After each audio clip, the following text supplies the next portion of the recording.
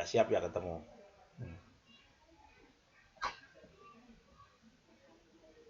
Di kesempatan kali ini kita akan melanjutkan materi kita tentang penelitian tindakan kelas.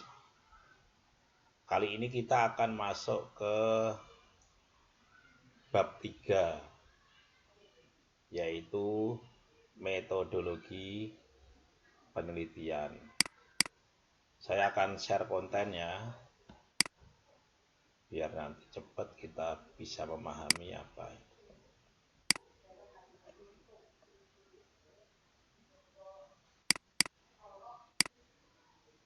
Bisa dilihat belum?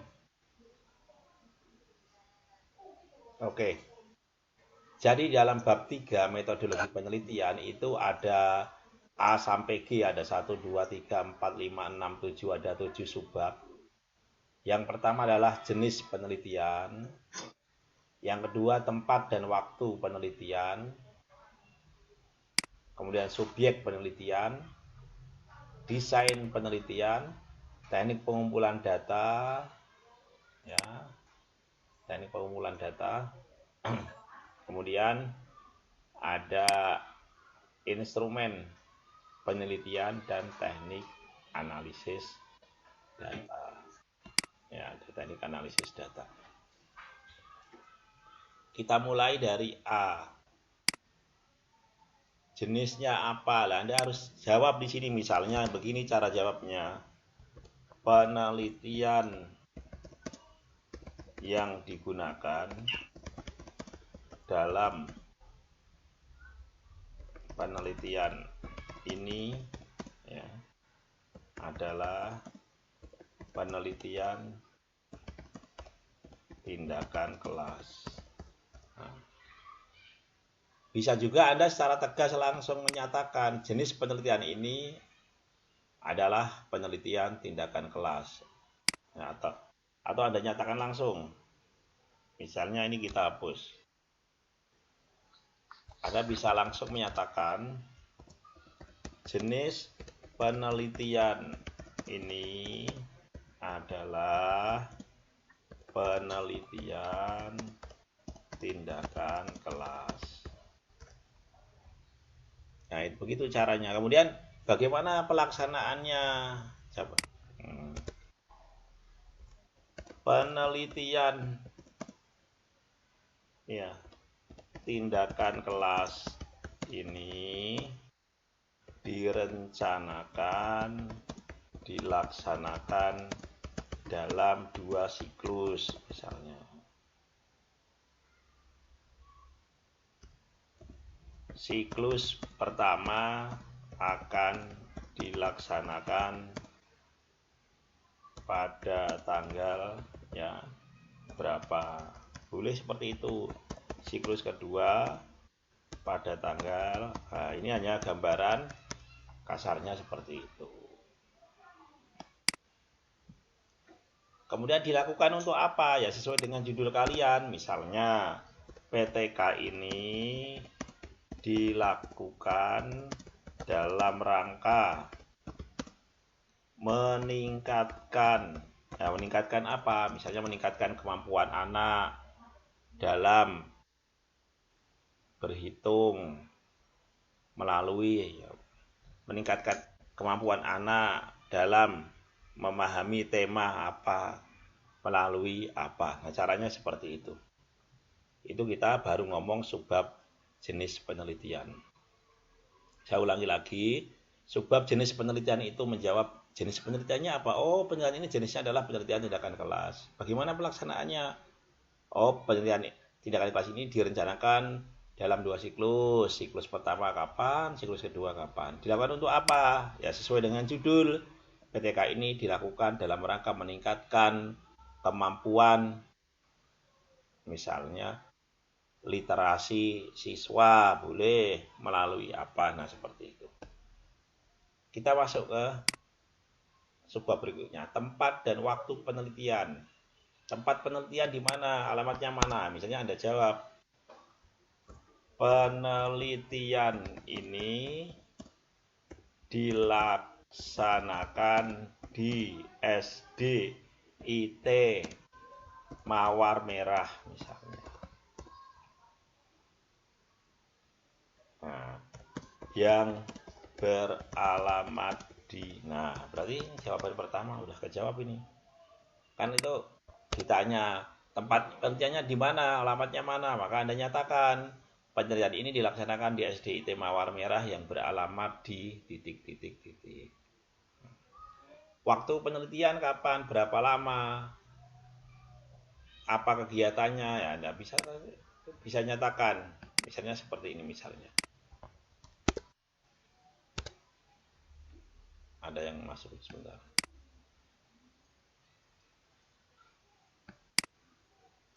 Penelitian ini dilaksanakan selama 6 bulan.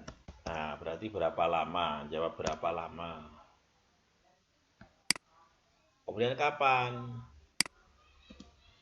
Dimulai tanggal 1 Januari misalnya. Tapi jangan tanggal 1 Januari, tanggal 1 kan libur. Misalnya tanggal 3 Januari 2020 sampai dengan 3 Juni 2020 misalnya. Atau 3 Juli 2020. Itu berarti kan kapan, jawab apa kegiatannya. Anda jawab di situ.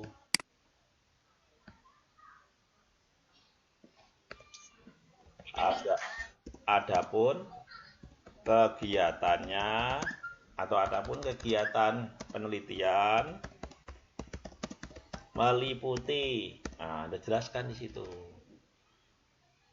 Mulai dari penyusunan proposal, kemudian pengambilan data, olah data, kemudian penyusunan laporan. Nah, seperti itu. Itu berarti kita menjawab tempat dan waktu penelitian. Tempat di mana? Dijawab di sini. Penelitian dilaksanakan di, yang beralamat di, kan berarti di mana sama alamatnya udah kejawab.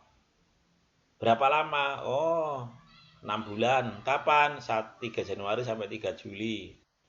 Kegiatannya apa? Ya, kegiatannya meliputi apa aja yang Anda lakukan selama 6 bulan itu. Subjek penelitian yang Anda teliti siapa? Misalnya, jawabnya begini. Subjek penelitian ini adalah siswa kelas misalnya 3 SD Mawar Merah. Oh, kelas 3. Jumlahnya berapa? Jumlah subjek penelitian sebanyak 28 siswa. Nah, misalnya seperti itu. Itu berarti kita menjawab. Karakteristiknya bagaimana? Nah, adapun karakteristik siswa yang menjadi subjek penelitian, ya misalnya sebanyak 24 siswa perempuan misalnya, 4 siswa laki-laki, misalnya seperti itu.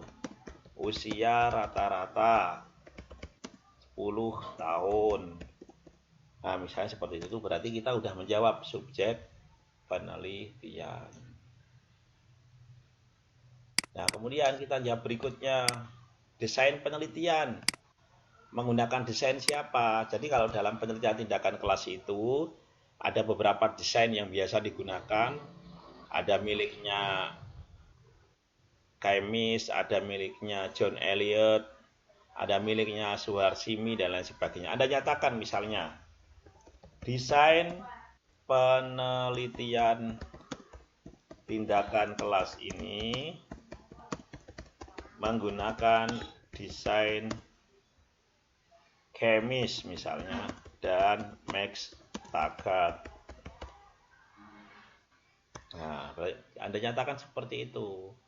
Langkah-langkahnya Adapun langkah-langkahnya meliputi perencanaan, pelaksanaan, observasi, dan refleksi. Gambarnya seperti apa? Nah, Anda tinggal nyari gambarnya yang versi Stephen Kemis tuh. Nah, kemudian Anda tempelkan di sini. Ya, berarti Anda sudah selesai ke desain penelitian. Nah, setelah itu teknik pengumpulan data. Nah, untuk tahu tekniknya seperti apa, itu Anda harus melihat pertanyaan penelitian. Kalau pertanyaan penelitian itu bab proses, berarti pakai apa? Melalui observasi. Jadi Anda nanti untuk menjawab pertanyaan terkait proses, maka instrumennya,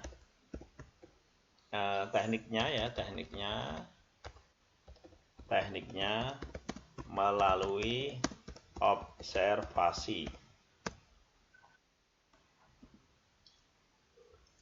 Ya.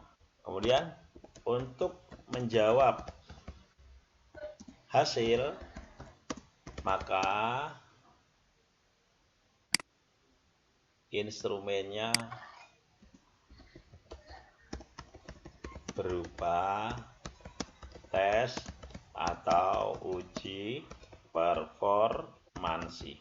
Tergantung apakah mau tes praktek atau mau tes tertulis. Nah, caranya seperti itu. Itu cara Anda menyelesaikan ini nih. Nah, seperti itu. Kemudian ada instrumen penelitian, ya kita lanjut di sini instrumennya seperti apa. Kita lanjut. Instrumen kita ketik aja biar Anda tahu trik-triknya. Instrumen.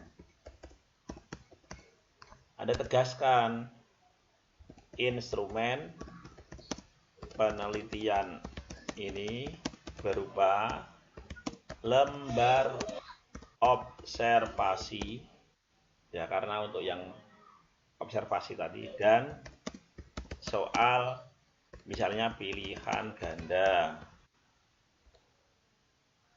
Nah, misalkan itu. Adapun lembar observasi terlampir dalam penelitian ini. Begitu juga soal pilihan ganda.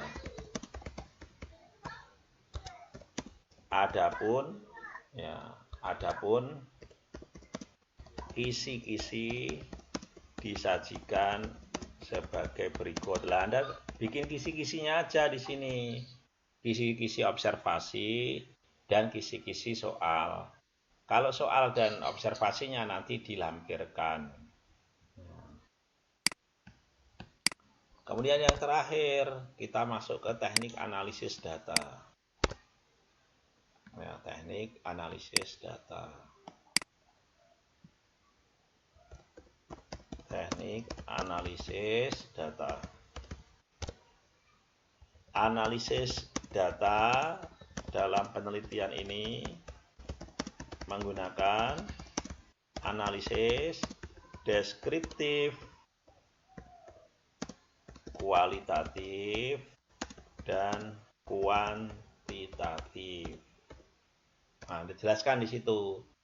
Deskriptif kualitatif itu untuk apa? Untuk menggambarkan proses. Analisis deskriptif kualitatif, ya kita kopikan, digunakan untuk menggambarkan proses, ya, atau menganalisis prosesnya. Sedangkan deskriptif kuantitatif untuk mengetahui hasil setiap siklus. Lah begitu caranya. Nanti tinggal dikembangkan, maka bab 3 selesai. Begitu caranya ya. Kebaca nggak? Halo, kebaca nggak? Ya, nanti caranya begitu caranya itu.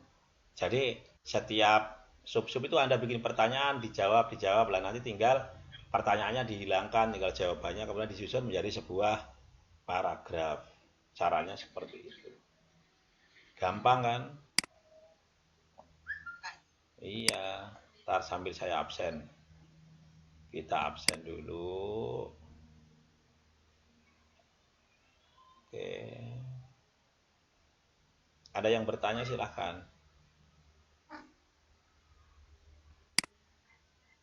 Ada yang bertanya enggak? Kok kayak kayak orang pusing sih wajah-wajahnya?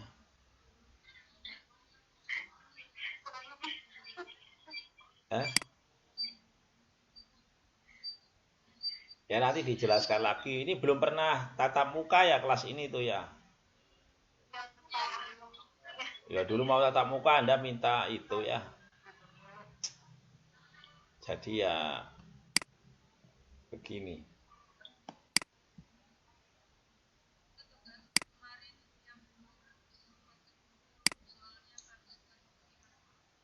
Ya nanti bisa bisa nanti nggak apa-apa.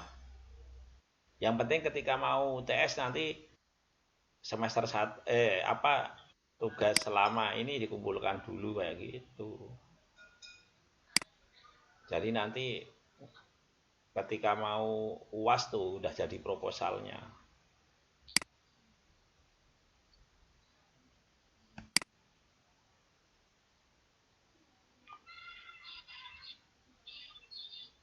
Oke, ada yang bertanya?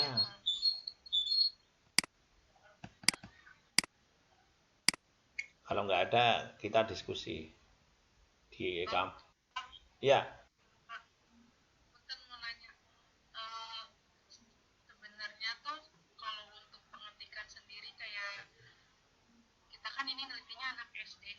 hmm.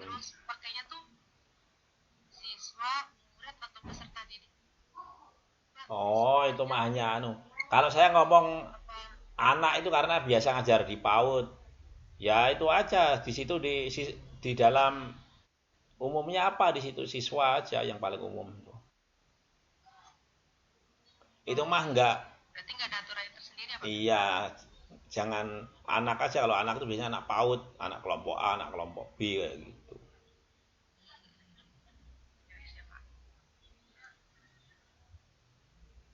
Ada lagi?